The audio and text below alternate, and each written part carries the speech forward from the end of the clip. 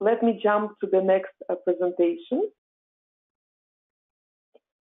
And I would like to introduce to everyone our guest from Japan, who is in the US at the moment.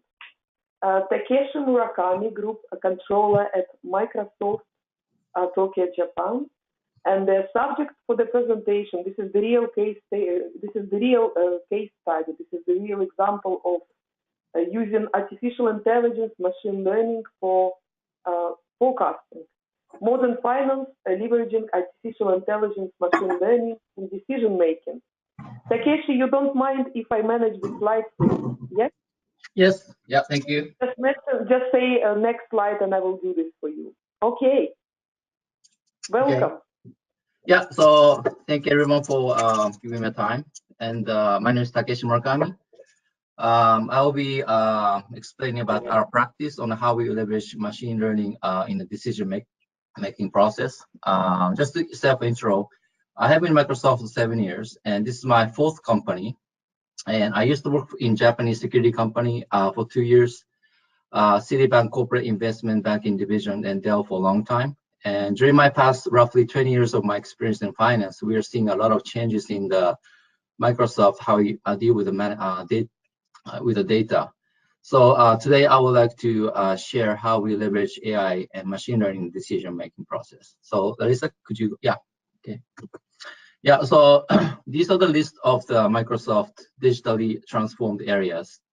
In a financial analysis and reporting area on the left-hand side, these are basically how we use the BI tool and automate the reporting. And the second one, the strategic and forecasting section. This is about the AI and machine learning part, where we use the machine learning for the revenue forecasting and account receivable forecasting, and also predict our product, Xbox gaming volume, and so on. And the third one, the risk management section. As an example, compliance, predictive analytics. This is something that we capture the unusual transaction by AI and update the finance controller what to do. So we're used to do manually search by the sampling and etc. On the right-hand side, business process automation, we started to leverage a chatbot for basic Q&As, etc. for the efficiency improvement, etc. And today I'll be explaining about the machine learning revenue forecasting highlighted in the orange. Bunny? Hello, can you hear? Yeah. Okay. Yeah. So, yes, next day. Okay, so before we go on further into the more details, I would like to share the impact that we had as a result of the digital transformation and leveraging machine learning predict model. So, you know, ML forecast, this is 1.6%. This is the variance to actual landing. And the manpower is actually the bottom of the forecast. So, you know, based on the 2 years of average, machine learning forecast accuracy is about 1.6 variance. It's better than the manpower by 0.2 points. And if you look at the large enterprise, still the machine learning has a higher accuracy. But due to the large, you know, the deals and etc., the accuracy is slightly higher than overall. But in a small medium business, if you look at the machine learning forecast, it's a 1.3% variance. So it's very, very accurate. Well, on the manpower, sorry, I got this wrong, but this is the 1.6%. So manpower is a 1.6. So machine learning is 0.3 points accurate, and then bottoms up. The key message here is that we used to have 60 people in Japan engaged in the providing a forecast and spend like 2-3 weeks. But now with the machine learning predict model, we use like 2 people in 2 days and get this accuracy data. So now we are trying to free up all the times that we spent, you know, to do, let them to do more value-added analysis, or you know, something, you know, that have more impact to the business. Yes, and the next slide.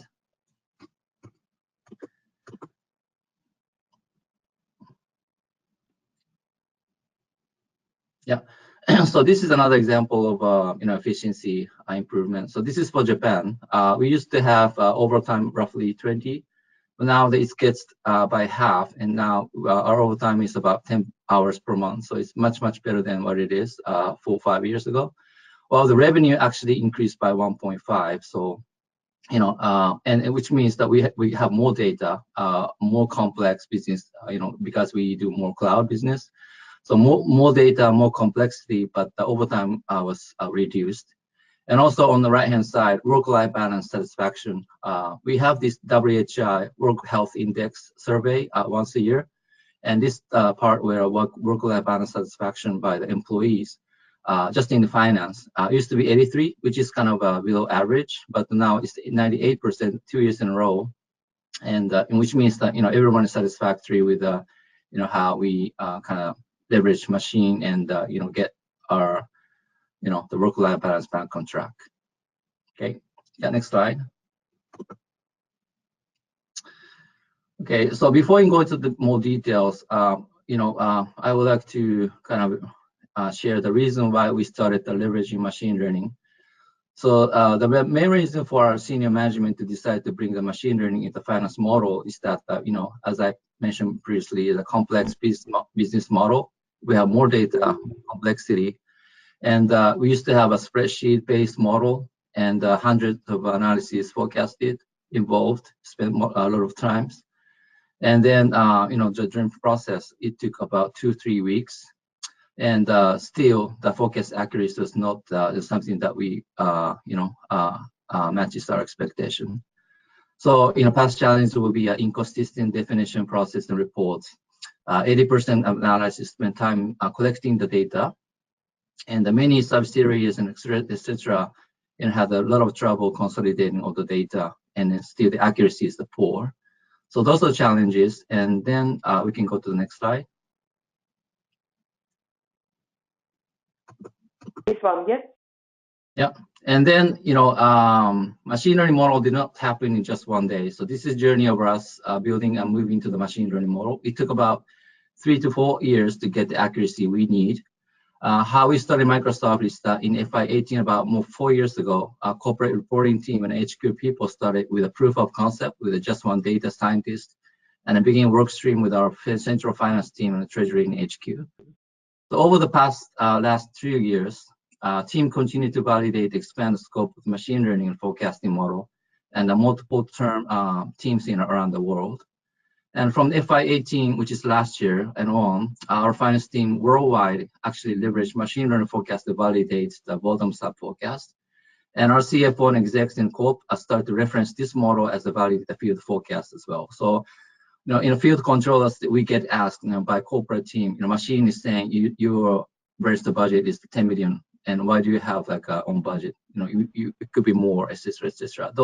So, based on the machine learning model, we have those conversations going on, and actually the machine is accurate. So we kind of, think about how can we kind of, push the sales team to be more aggressive in the forecasting and etc. to improve the forecast accuracy. Okay, we can go to the next slide. An outcome of the machine learning tool and our learning are as listed. Machine learning forecast requires a continuous improvement system. Data source like pipeline, adjusting model, and refine is very critical. And then a strong partnership with finance and data scientists is critical as well. Sharing business insights and putting the additional features to the model. And machine learning cannot capture one-time events like consumption tax increase or impact from financial crisis or the earthquakes. So this cannot be predicted. So business has to judge the final outcome. And it is important that the finance controllers understand the model and be able to explain how it works and important.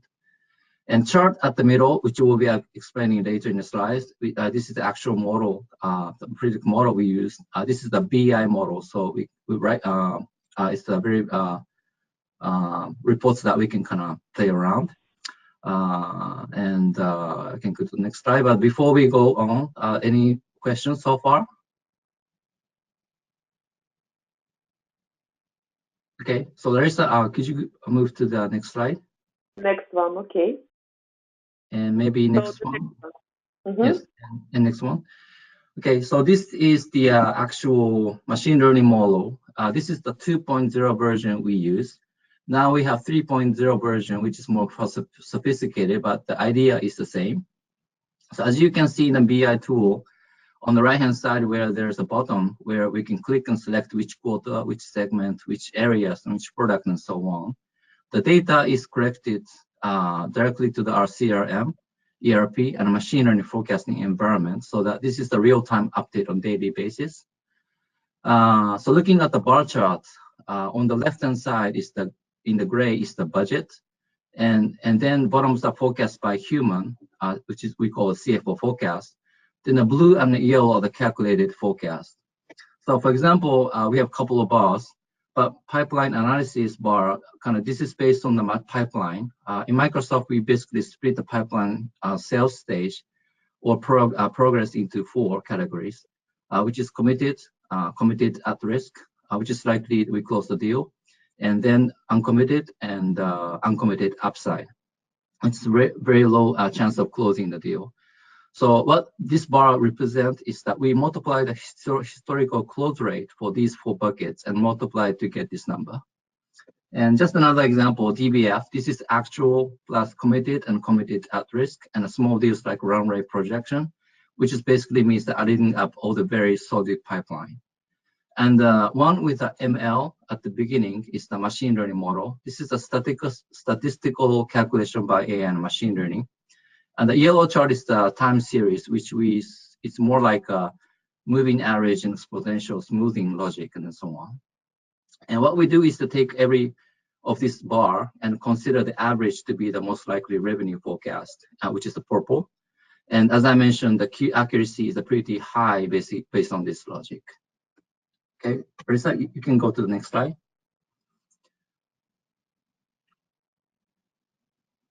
And just to give more contents, these are the back-end logic we used. As I already explained, we use the pipeline method, deal-based forecast, and the machine learning predict model, and time series and such, just for your reference.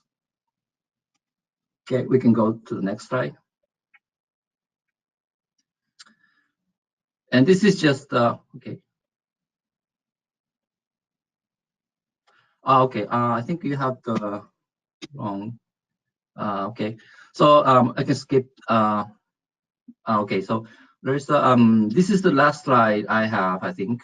So in Microsoft, we increase moving average, moving from the Excel model to AI and machine learning.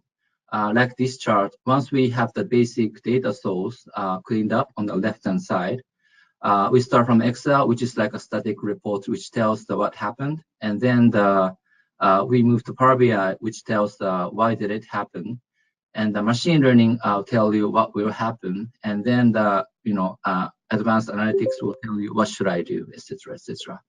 The key message here is automate and reduce the manual process, and then spend more time on the value add work and lead action.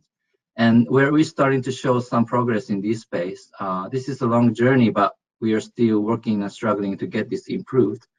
But we will see, and we're actually optimistic and excited about it, and all the possible changes coming in the near future.